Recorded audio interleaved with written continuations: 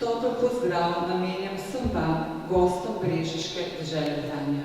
Dobrodošli. S sloganom Gostija v deželi branja slavimo letošnji 20. oktober, dan, ko praznujemo slovenske splošne knjižnice.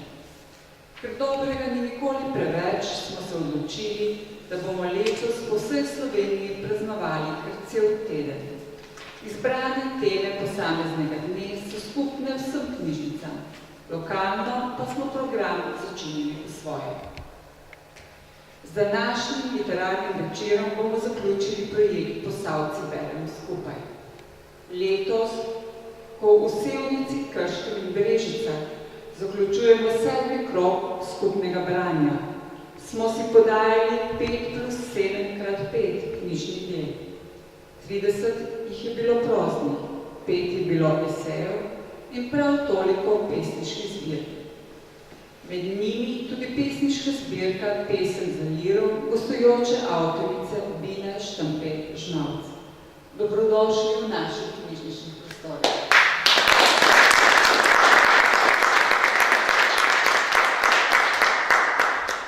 Veseli smo, da današnji dogodek pripravljamo v sodelovanju z založbo Pivec, mlado založniško hišo, katere direktorica in odgovorna urednica je Milena Pivec, ki je danes z nami. Dobrodošli.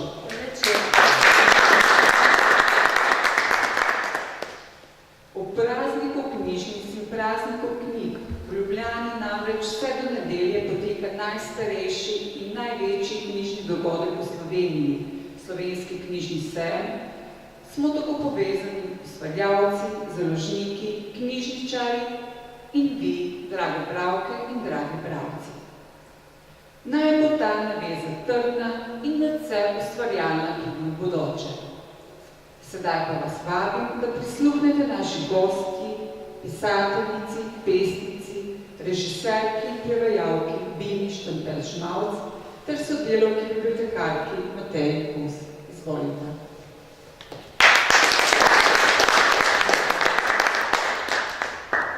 Dober večer, gospa Bina Štampe-Žnavc, dobrodošli v Brežicah in hvala, da ste se odzvali na naše povabilo. Dober večer, hvala in vam. Uvodnim oznakam pisateljice, pesnice, režiserke oziroma dramatičarke in tudi prevajalke naj dodam še študij primerjalne književnosti na Filozofski fakulteti v Ljubljani in zaposlitev v šolstvu.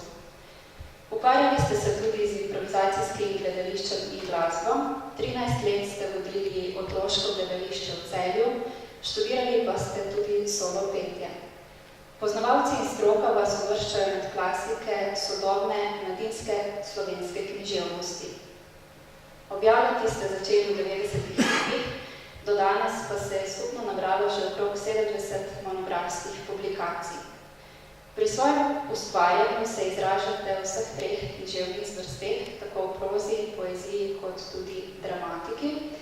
Ste pa tudi ustvarjalka, ki piše za dvojnega naslovnika, kar pomeni, da pišete tako za otroke kot tudi za odrasle. Je kakšna posebna, bistvena razlika pri ustvarjanju za prve, torej za mlade, in pri ustvarjanju za druge, torej za odrasle?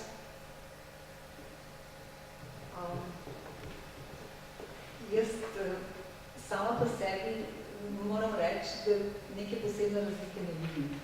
Zato, ker se pač obeh lotevam enako seriozno in enako zavzeto in pravzaprav, ko se usedem ali pa če me pokliče pisanju, nikoli ne razmišljam, ali bo to zdaj namenjeno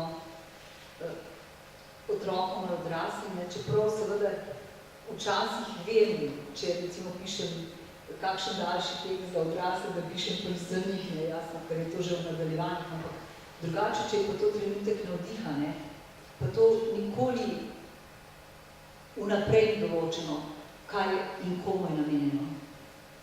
Šele potem, ko se stvar razvije in ko se tako s tem pigmalionskim refleksom pravzaprav začne stvar sama pisati naprej, šele potem vidiš, kam te to vodi. Ampak vsekakor se mi zdi, da je treba povedati, da literatura za mlade ali otroke, kako hočete, otročja literatura, ampak je to zelo resna literatura, ki zahteva pač ravno takšen resen pristop kot za odrasle. In eno pravilo je, ki se ga jaz držim, ki sem ga že večkrat povedala, dobra literatura za otroke mora biti takšna, da jo lahko z lahkoto in z empatijo posvojijo tudi odrasli bralci. Zasledila sem podatek, da se v bistvu ta preobrat v otroško po narekovaji zgodil v povezavi s gledališčem.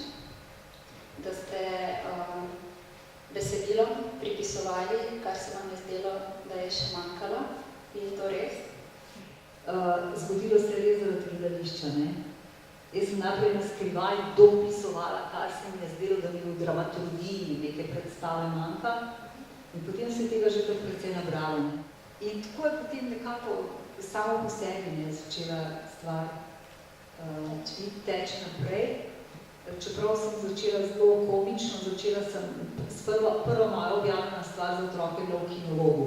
Ampak slučajno sem imela srečo, da je bila tam urednica Tončka Stanovnik, ki je bila lektorica kinologa, izjemno svetovljanska ženska, ki sem še danes hvaležna, tudi poznejša urednica Enciklopedije Slovenije pri Mladinski knjigi. In ona mi je napisala prekrasno pismo, da je navdušena, da je taki zgodbič ni brala in da bi rada z mano naredila knjigo. Ne? In to je bila takrat na založba Univerzum, pri kateri sem prvo knjigo izdala, in to o psih. Kaj pa vaš življenjski in umetniški kredo, torej načela, nazori, prepričanja, ste ga res izrazili v pesmi Čigav je svet, ki je išla v pesniški zbirki Barva zvezd? Zato sem verjetno v kakšnem intervjuju da izjavila, ne. Mislim, da ta kredo zvesto izražam kar skozi vso svojo ustvarjalnost, ne. Tukaj je pa v enem kratkem sižeju, ne, pač povedan v tej pesmi čebela, kje se tvoj svet konča in kje moj se začne. Vsak zase, drug v drugem sta, ker ta svet je za vse. In mislim, da je to tisto načelo, moj kredo, po katerem živim, po katerem pišem, ker se mi zdi, da ta svet je resnično preveč odtujen, okruten, samo za nekatere, daleč od tega, da bi bil to svet za vse. Ta svet je žal samo za nekatere. Če se navežem še na otroško razigranost, se zagotovo v vaših delih odraža tudi skozi oziroma z uporabo neologizmov, na nek način jezikovnih iger, s katerimi tvorite nove besede. Tako na primer med prebiranjem spoznamo čaroznamke, potem so tu klepetosnetke, sončarije, zobokriminalika, snež roža, pravlečnina, spoznamo še duhca Motimirja, Muca Mehkošapka, gospodično Rimanko, to je učiteljica književnosti, potem gospoda Tangensa, učitelja matematike, zanimivo ime ima tudi šolska tajnica, to je gospodična Šilček, in spoznamo seveda še mnoge druge. Kakšni so odzivi bralcev in pa na drugi strani morda tudi kritikov na te jezikovne igre oziroma na te neologizme, tako rekoč novotvorbe? Ja, mislim, da je dober neologizem pač seveda integralni del vsake dobre literature, ne, ker tako jezik recimo pridobiva na svežini, se razvija in jezik je pač neka popolnoma dinamična forma, ni statična in se nenehno spreminja, van vdirajo drugačne, druge besede in seveda je pa za tvorbo neologizmov potreben en določeno poznavanje prvič slovničnih in sintaktičnih zakonitosti jezika, ne, to je prvo, ne moreš kar tako mimo vseh slovničnih pravil tvoriti recimo teh neologizmov, ne. Imajo svoja pravila, tako kot recimo metafora ali pa oksimoron ali pa karkoli drugega že, ne, katerakoli druga prvina v v jeziku. Mislim, da se otroci zelo dobro odzivajo, zelo malo smisli za humor, tudi tam, kjer odrasli ponavadi ne zaznajo tega, bi rekla, skritega, inteligentnega humorja, ga otroci zelo hitro zaznajo, ni treba, da je to nek huronski, ne vem kak, ne prvo žogo humor, ki mene ne zanima, ampak humorja je več vrst, in mene najbolj zanima tisti prikriti, tihi humor, ki zazveni nekje tukaj v duši, in se ti duša nasmehne, ko prebereš. In kritiki bi morali kritike vprašati, zato ker kritiki pa avtori smo si pa zmeraj nekoliko vsak na svojem bregu, kar je seveda tudi na nek način logično, in mora tako ostati, če ne bo avtor ustvarjalec in ustvarjalec še naprej, ravno tako pa tudi seveda kritik, Oscar Wilde je nekoč dejal, ni dober avtor tisti, veliki umetnik ni tisti, ki ga vsi kritiki hvalijo ali vsi grajajo. Velik umetnik je tisti, ki ga nekaj kritikov hvali, nekaj graja. In če dobro razmisli človek o teh modrih besedah, pravzaprav pride do ene osupljive resnice, da je v tem kar precej resnice. Tako da meni se zdi ta Oscar Wilde izrek zelo moder, medtem ko v Sloveniji pa mislim, da ravno obratno velja, da imamo pa samo črno-belo, ali imamo samo tiste, ki jih kar neprestano tolčejo, da ne morejo skavati, ali na drugi strani pa generično hvalijo in nagrajujejo ene in iste avtorje, sploh ne veš zakaj, oziroma se vprašaš zakaj. Zasledila sem podatek, da je imela daljnosežen vpliv nasploh na vaše življenje in tudi na, če rečemo, bralne navade, vaša babica. Ja.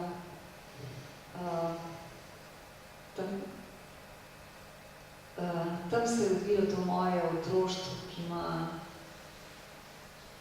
v katerem imajo korenine pravzaprav vse te stvari, ki jih danes počnemo. In z babico so bili večeri ob knjigah nepozabni in seveda tudi pri njej je bila doma pesem, tam sem se jaz, bila je odlična pevka. Tudi še na stara leta je bila članica zbora in solistka. Tudi kot deklica je zmeraj nastopala in bila nagrajevana za pisanje in jaz sem zrasla z njenim gramofonom in s tistimi starimi ploščami, to je bil še gramofon na troblo, in na ploščah so bile vse slovenske narodne pesmi. Kaj pa agresija? Pravite, da vas že samo misel na njo ubija? Ja, agresija je pa res nekaj, ko opazujem vse te mladinske knjige, ki jih predpisujejo včasih tudi za domače branje in pride tudi do protestov staršev, se nam niče ne ozira. Mislim, jaz imam eno svojo teorijo, ki ni nujno pravilna, ampak meni se zdi, da agresija rodi agresijo. Da z agresijo, ki jo prikazujemo skozi knjige, otroke ne bomo odvajali agresije, ampak da bomo kvečemo v njih spodbudili še več teh temačnih, negativnih silnic, ki so del vsakega človeka. Človek je narejen iz svetlobe in teme, iz sence in svetlobe, tako kot je vesolje. In če je vesolje, kot zdaj odkrivajo najnovejše znanstvene teorije, večji del vesolja sestavlja temna energija. Človek je pa samo okrušek zvezde, potem lahko vemo, da tudi človeka sestavlja verjetno več temne kot svetle energije. Zato se mi zdi, da se za to svetlo energijo moramo boriti. No, ampak ta svetla energija gotovo veje iz vaših pesmi, iz vaših del. Upam, jaz si to pravzaprav želim, zato ker se mi zdi, da samo na ta način se duh premeniti. da duh se ne more premeniti, če bere recimo o pobijanju živali, o grozljivih, okrutnih rečeh, ki so napisane s pravim užitkom, češ otroci morajo to imeti, recimo, ali pa se celo klasična dela, kot je recimo Medeja, predelujejo v smeri, kaj pa je to, če je Medeja, naredijo štos iz tega, da je Medeja ubila 2 svoja otroka. In dobijo potem otroci to za domače branje. Omenili ste knjižničarko, pa ker je ravno teden splošnih knjižnic. Kakšni so vaši spomini na knjižničarke, na Celje, večkrat omenite to navezo? Jaz imam čudovite spomine. Moje knjižničarke so bile čudovite. Jaz sem dobila katerokoli knjigo, ko sem prišla. Vedeli so, da sem strašna bralka. Mene nihče ne vprašal. Prišla sem sama, nikoli z mamo. Sem ga zelo zgodaj odrasel, samostojni otrok, že po 8 letih sem se sama vozila s kolesom, v tistem času to ni bilo ravno običajno, ker je bilo malo drugače. Ne? In zmeraj so mi svetovali še kako knjigo zraven, to ni bila kakva otročja. In zame je bila knjižnica en čarovni kraj, kamor sem kar naprej zahajala. No pa številne knjige, ki jih zasledimo tako v knjižnicah, knjigarnah, so dobile domače in tudi mednarodne nagrade, prav tako tudi vaše. Naprimer, pesniška zbirka Čerimatika je bila letos nominirana za Večernico in za Desetnico. Pa me zanima, kaj vam pomenijo tovrstne nagrade in tudi tovrstne nominacije. Je morda katera še posebej glavna za vas?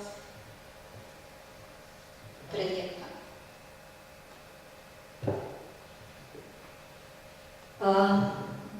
Kar se nagrad tiče, bi najprej rekla, da morajo biti v pravem času.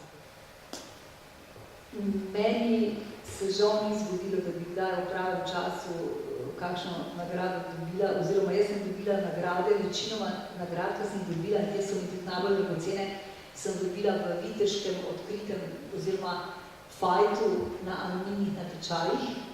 In to takšnih, kjer ni bilo niti nobenih kuvert, pa nobenih šifr, to hočem reči, ampak si se dokazal samo s četrtim izvodom.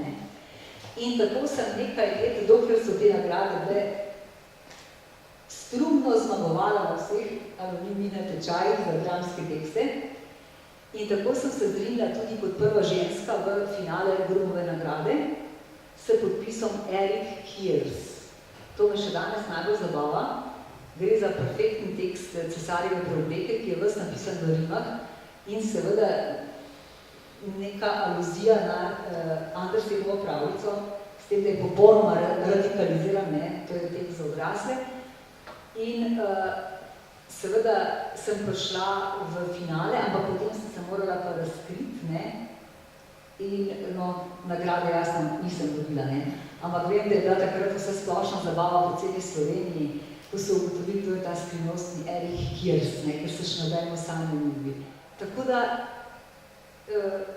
pravzaprav sem najbolj ponosna na te anonimne, ravno tako tudi na nagrado Zlata palčka, ki sem dobila za Kralja Minja, to je pa dramski tekst za otroke, to ni Budkoni, ali pa arabijska igra. Je bil tudi takrat še anonimen, potem so to spet ukinili, ker smo se nekateri podaci uspeli priviniti do ospredje. Tako da potem, seveda mi je pa najljubša nagrada Janoša Korčaka za Muca Merkošapka v Varšavi, ki je nepozadna, in pa Parole senza frontiere za Štraka s publiki Mošesci v Trentu, kjer sem pravzaprav Merkošapek je bil v konkurenci 30 avtorjev iz celega sveta, tudi iz Amerike. Mene nihče ni poznal. Sem prišla kot popolni padalec, istočasno slovenski IBI predlagal drugega avtorja. Ampak tukaj je ta nagrada bila vsaj toliko demokratična, da so smeli mimo slovenskega IBI-ja, ki kroji in vedri in oblači usodo avtorjev slovenske mladinske literature, lahko predlagale avtorje tudi institucije, se pravi knjižnice, in mene je predlagala knjižnica in tudi založbe. Tako sem jaz prišla in tudi dobila drugo nagrado. Prvo je dobila Švedinja za cel opus knjig, ne, to je bil kar en opus. Drugo enakovredni dve nagradi sva pa dobila Islandec in jaz, ne. No, povezavi s knjižnimi nagradami, nominacijami pa je svojevrsten fenomen tudi pesniška zbirka Pesem za liro, ki je decembra leta 2015 išla pri mariborski založbi Pivec. Uvrstili smo jo pa tudi na letošnji seznam projekta Posavci beremo skupaj. Gospa Milena Pivec, prosim vas, da se nam pridružite na odru. Dobrodošli. Še enkrat. Torej, kot urednica pričajoče pesniške zbirke Pesem za liro, to je knjige za gledanje, branje in tudi poslušanje. Zagotovo iz prve roke veste, od koga je prišla sploh pobuda za sodelovanje, kdo vse je sodeloval, kako in zakaj, če lahko malce več o tem sodelovanju. Z največjim veseljem. Ja, tako je to. Naša hiša, kot je že rekla gospa ravnateljica, je pravzaprav mlada, postaja že 15 let, bomo prihodnje leto stari, in nekako tako, ko zarišeš svoje poti, si seveda želiš dobrih avtorjev. Jaz sem si že čisto od začetka želela sodelovati z Vino Štampež-Mavc, ker vem, da je vrhunska ustvarjalka na vseh področjih, to smo nocoj že slišali, ampak nekako nisem imela pravega poguma je nagovoriti. Hvala Bogu imava skupno povezovalko. Mi namreč peljemo že ves čas, kar založba obstaja, pa že prej, ko sem bila še drugod, se je začelo turnir, ki se imenuje Pesniški turnir in kjer podeljujemo naziv Vitez oziroma Vitezinja poezije in Vina je seveda tudi ena izmed dobitnic tega naziva. No in vodja, idejna vodja in duhovna vodja in tudi vsa leta soustvarjalka tega turnirja je ena skupna prijateljica Zora A. Jurič, ki nam jo je pravzaprav povezala, ker se mi zdi, da pa tudi se je Bobina sama povedala, pa tudi ona želela nekako z nami že sodelovati. No in potem je Zora to povedala Vini in prva stvar, ki mi jo je poslala, je bilo to fantastično besedilo, ta nedosegljiva pesnitev, pesnitev, ki jo začneš brati in je ne moreš odložiti in ki bi jo vsak založnik, sem prepričana, prepoznal v trenutku in seveda sem jo tudi jaz. Vedela sem, da se je treba lotiti z vsem spoštovanjem, pravzaprav tudi z strahospoštovanjem. Mene je bilo strah, ker sem vedela, da je to odlično besedilo in da ga ne smem zapacati, da ne smemo to dati kar tako v neki zbirki. No in potem smo se z Vino pogovarjali, koga, da bi bilo, ker je pač ta antični mit o Orfeju in Evridiki, kot ste prebrali, jaz sem prepričana, da ste uživali ob branju te zgodbe v verziji zdaj. In je nanesla tako, da smo povabili k sodelovanju vrhunsko ilustratorko Alenko Sotler, ki seveda tudi ni nič pomišljala, ker take zgodbe ti tudi ne pridejo kadarkoli pod roke. Alenka Sotler, kot smo povedali, ki ste jo tudi povabili, pa že ni mogla nocoj priti, se je res študijsko lotila, naredila je načrt, naredila je skice in tak košček tega procesa boste videli zdaj skozi to projekcijo. No, morda malce nenavadno, ker gre za pesniško zbirko za odrasle, da je ta tudi ilustrirana. Čigava je bila v bistvu pobuda, da se besedilo pospremi tudi z ilustracijami? Mislim, da so se sam menile, prva si da ti to vem, ker si rekla, da bi bilo fajn tukaj ilustrirati. Ja, ker jaz moram reči, da sem tukaj imela tako skromno skromna pričakovanja. Jaz mislim, bom pač eno tako malo, samo da bo eno taki mali knjižici, ne, taki za nočno marco, ne, nisem bila nobenih. Imela sem res zelo skromna pričakovanja, ki jih je pač seveda potem Milena v takem res nepričakovanjem obsegu vse stransko presegla, ne. Potem so se pa stvari tako zasukale, da je zdaj ratala ta prekrasna knjiga in sem potem z velikim užitkom sodelovala z vsemi soustvarjalci, z Vaskom, in potem, recimo se spomnim, ko sva snemala v studiu, ko se je snemal ta CD, se je ta energija tako prenesla na te studijske ljudi in tako eno posebno vzdušje. Urednica radija je bila skozi zraven in poslušala in mislim, da se ta posebna energija pozna na te knjige, da je to resnično tudi to se zgodilo, to vse stvarjanje v vseh pogledih, na vseh nivojih in postalo transparentno in šlo preko, s to fluidnostjo preko nekih meja, tako običajnih fizičnih. Tako da to se redko zgodi. In jaz sem si tukaj pripravila eno pesem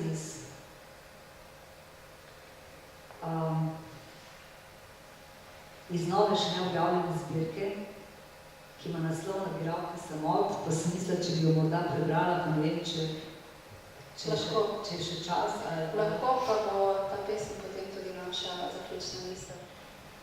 Peresna barka večera, težka kot marmorni blok na peresni barki večera, kako naj balansiram obskurno daljico roka svojih stopal, brez droga za ravnotežje, z utežmi svinčenih ostrog, za spodjenim tekom let, kot metulj vsa odlita v bronu samote, brez kemlja ne oglasi se zvon, ne gong vrat, ki oven tolkač ne udari. Včasih neslišna vdrsa ga le zagodela vešča oči, oslepljena od blišča lune, ki pravkar je donosila svetlobo. Čebela, pijana od strupa cvetov, v dopoldnevu počije, otresa si zmedenih zlatih stopalca premalo, da bron bi zvenel. Katedrala v sini samoti, še pomniš jutro svojega rojstva, z nasmehom. Bolečine tisočih bucik pripete nate na zidu prikrošenja objokovanja. Kako naj na tej peresni barki večera balansiram pretežka, ko naj nalagam še skril hrepenenja, to najbolj željno željo želja, nezaznavna, narobna, a vsemu navkljub desetnica, neromajoča od vrat do vrat, a nenehno trkaje na svojo. Hvala lepa.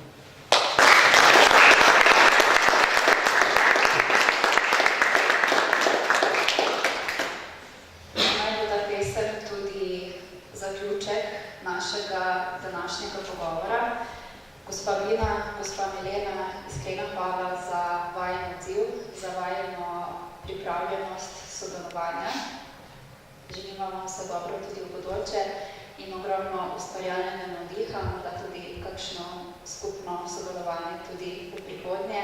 Naveza Vina Štampelj-Žmavc, Milena Pivec oziroma Založba Pivec. Čaka nas namreč še nekaj statističnih podatkov o projektu, ki smo ga v tem tednu tudi uradno zaključili. Torej, če se izrazimo z bilnimi izrazi, gremo sedaj k čarimatičnim številkam. Bralci letošnje sezone projekta Posavci beremo skupaj v vseh treh posavskih knjižnicah smo si podajali 5+7x5 knjižnih del. V Brežicah nas je v zadnjih 8 mesecih to počelo 37. Skupaj smo dali 225 knjižnih kazal, 5 knjig ali več pa je prebralo 23 bralk in bralcev. Ljubiteljice in ljubitelji pisane besede boste prisluženo knjižno nagrado prevzeli po uradnem delu današnjega druženja.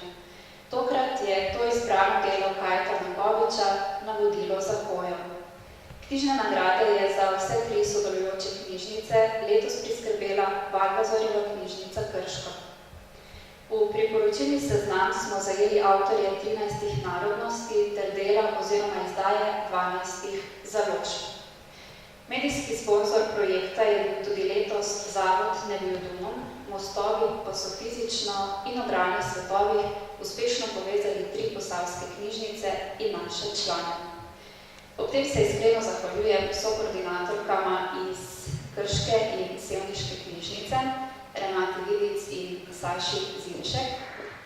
Drage bralke in dragi bralci, v času, ko bomo knjižničari pripravljali novo posavsko bralno zgodbo, pa vas vabim med knjižne police na klepet ali pobrani nasvet. Hvala.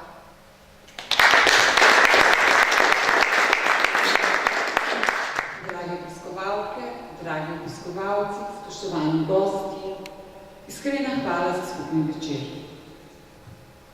V deželi branja pa smo za vas pripravili še nekaj poslastic. Vabim vas v gledu razstavljenih nagrajenih reprodukcij ilustracij iz pesniške zbirke Pesem za liro, avtorice akademske slikarke Alenke Sotler, k nakupu gostinih ali drugih knjig, ki so jih za nas pripravili pri založbi Pivec, ter klepetov v razvajanju naših pokončic. Tudi v bodoče potujte na barkah besed. In ne pozabite, da je branje jadro za sanje. Lepo.